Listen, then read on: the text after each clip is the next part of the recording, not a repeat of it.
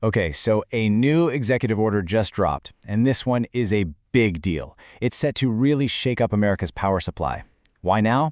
Well, because the way we use electricity is changing, and it's changing faster than our grid can keep up. So let's break down exactly what's happening here. And that brings us to the billion-dollar question, right?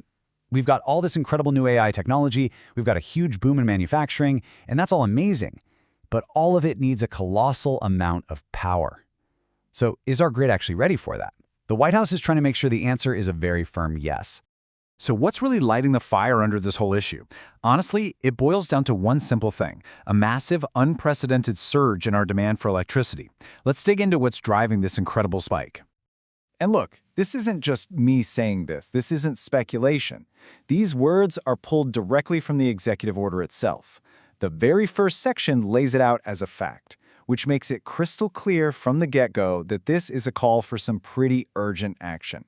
So what's behind this insatiable appetite for more and more power?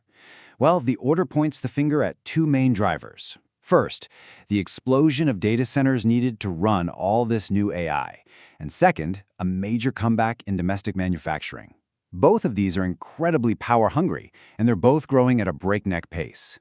And you know, this goes way beyond just trying to prevent a few blackouts. The order actually frames a strained power grid as a direct threat to both our national and our economic security.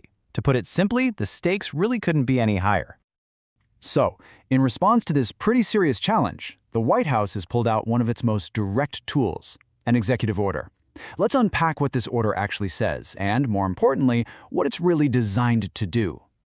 For a quick refresher, just think of an executive order as a directive coming straight from the top.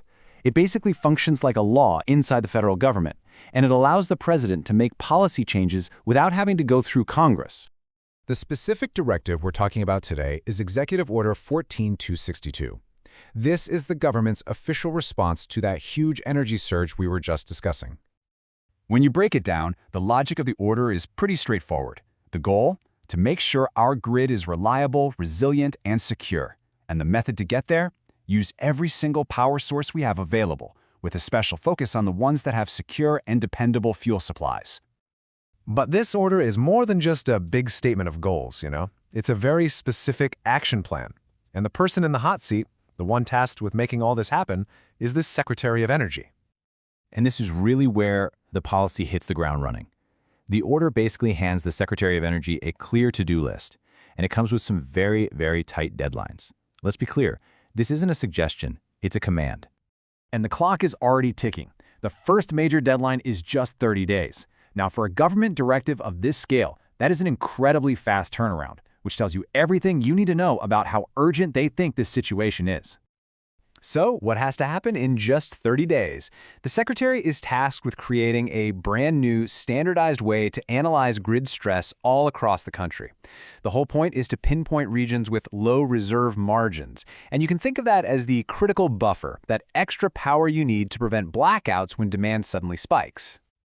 But the action doesn't stop there. 90 days after the order is signed, the next critical step kicks in, and this one is all about transparency.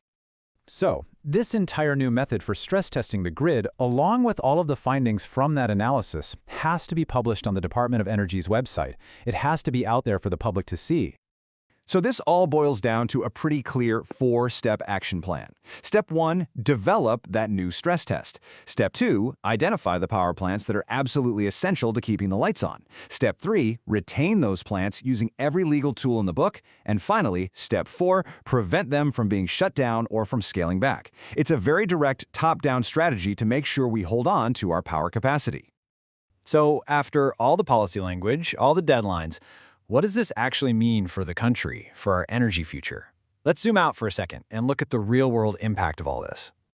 At its core, the most immediate goal is really simple. It's to hit the brakes on the retirement of power plants that are considered essential. This policy is fundamentally about protecting the energy capacity we already have before we do anything else. And why is that so important? Well, because this whole policy is really about making sure the country has enough juice to support its own growth.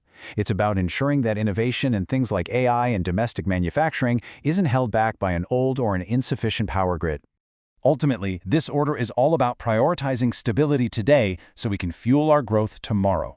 But it really leaves us with a huge question, one we all have to think about. How do we balance the relentless energy demands of innovation with the absolute need for a stable foundation? That is the challenge ahead. Thanks for joining me for this breakdown.